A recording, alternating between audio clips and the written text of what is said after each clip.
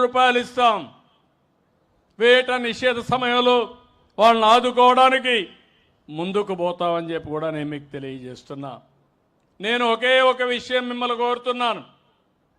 ఈరోజు మీరు రాష్ట్రంలో చూస్తున్నారు, మొన్నటి వరకు అసెంబ్లీ అంటే బూతులు. నేను ఆ రోజు ఒక మాట చెప్పి వచ్చాను. ఒకే మాట, నేను అసెంబ్లీలో ఉన్నప్పుడు ఎన్నో సంవత్సరాలుగా అసెంబ్లీలో ఉన్నాను, కానీ ఏ రోజు కూడా అసభ్యంగా మాట్లాడిన సందర్భాలు లేవు. రాజకీయ నాయకులు హోరాహోరీగా పోరాడతాం, ప్రజల కోసరం పోరాడతాం, ప్రజాహితం కోసరం పనిచేస్తాం. అలాంటి సందర్భంలో నన్ను అవమానం చేసినప్పుడు నేను ఒకటే మాట చెప్పాను, ఇది గౌరవ సభ కాదు, కౌరవ సభ. మళ్ళీ గౌరవ సభ చేసేదానికి క్షేత్రస్థాయిలో పనిచేసి గెలిచి అసెంబ్లీలో అడుగు పెడతా అన్నాను, పెట్టాను.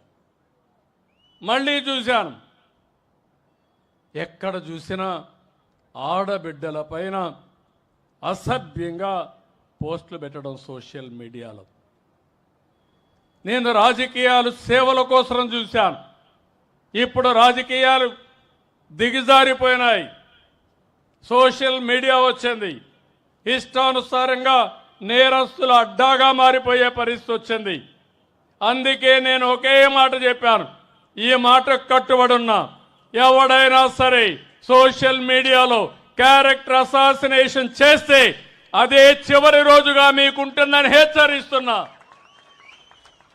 గౌరవప్రదంగా బతకనియండి.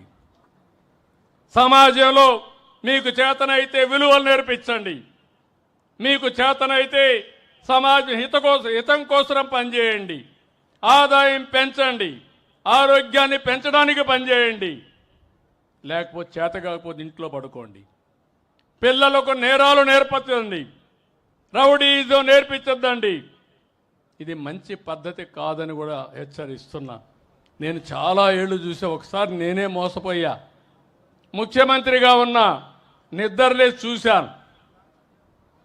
ఎవరైతే వివేకానంద రెడ్డి గుండెపోటుతో చనిపోయాడు, నేను అనుకున్న పాపం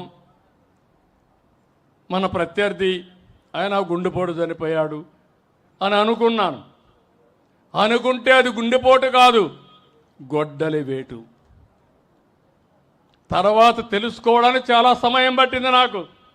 అంటే ఒక ముఖ్యమంత్రినే మోసం చేయగలుగుతున్నారంటే మీరొక లెక్క అని మిమ్మల్ని అడుగుతున్నా.